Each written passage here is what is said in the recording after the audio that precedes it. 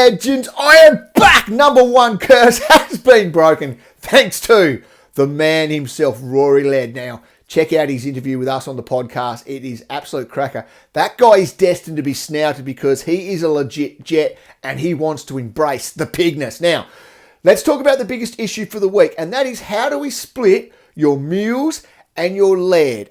The reason is this. Now, this is the first game, equal first game with the Hawthorn Kangaroos game. It's the first game on a Saturday. It's a 1:45.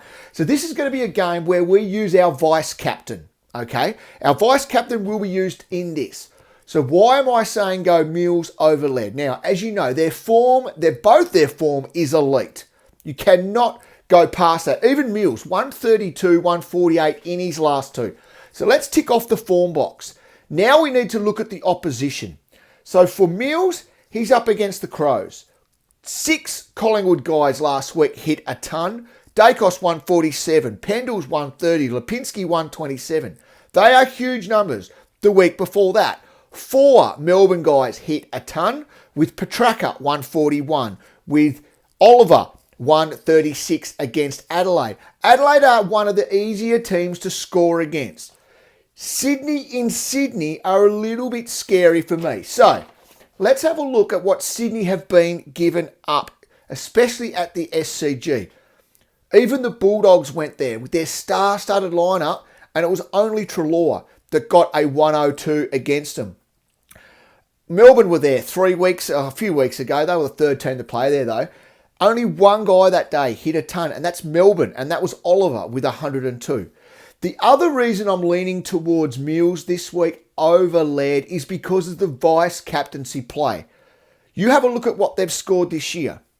Laird, last week, that's the first time he's gone over 140, okay? Mules has done it 3 times. Laird's score last week, first time he's gone over 150. Mills has done it 2 times with a 162 and a 156. What I'm saying is Mills has the superior ceiling. And if we are going with a vice captain option on what is the first game on a Saturday, I think Mills is your man. However, the consistency, which is the star of Rory Laird, you can go him as well. He should be fantastic. Now, both of them actually have quite a poor record against each other here. Could not give a bloody shit about that. Do not care. Do not look into that. They have form. Then look at the opponent. Mills in Sydney against Adelaide. Tick. Laird in Sydney against Sydney. Maybe. Look, they both should be great. All I'm saying is for vice captain, chase the ceiling. Let's have a look at some fallback options. I know Warndog's considering Andy Brayshaw on the Friday night here against Richmond. 156 last year. That's his second highest score ever against them. He's already scored a 123 at Marvel this year, so he should be fantastic. Merritt comes in at number 3. Now, this is the guy that I will be rolling it back into. Number 3 on form, coming off 131, 127, 128. Right, form, tick. He has been amazing. Who's he got? He's got Collingwood, who have been the number 1 easiest team for opposition midfielders to score against, probably now for the last 8 weeks. Have a look in my table there at what scores have been given up to them, which includes, of course, Roy Laird's 163 last week. Now, Merritt scores against Collingwood in his last 9 games, if you don't mind. 7 of them have been tons, with scores of 115, 90, and a 125 in his last 3. He will be my fallback option on Sunday at 3:20. Other good ones there as well. Took should be fantastic. I also think Sinclair, McRae in a bounce-back game. Check out his numbers against Melbourne. They are through the roof, averaging 126 in his last 7. And as we know, over the course of the year, Melbourne give up some of the most points to the midfielders going around.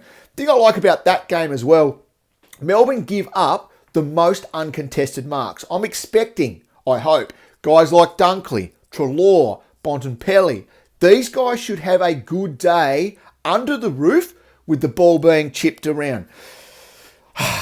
Who else are we looking at? McCluggage should be fantastic as well, but here's a couple of names, obviously, that are missing. Lockie Neal is missing. He's got the Suns at home.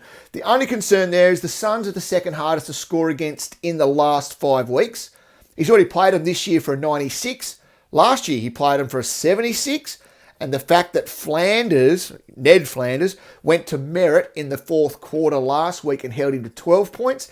Just a couple of little flags there. Things I don't want to touch. Clayton Oliver, you can't really touch him coming back. What looks like coming back after the first week with his hand.